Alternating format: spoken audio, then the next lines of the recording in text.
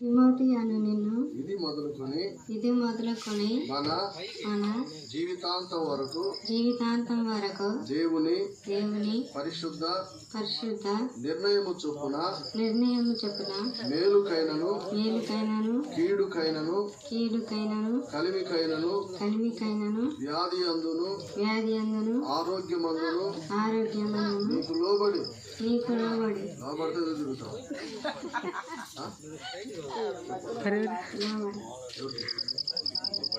ఎవరికి లోబడేది?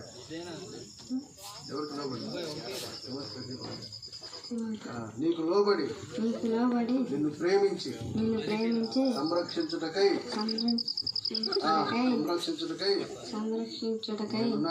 చూసుకుంటా.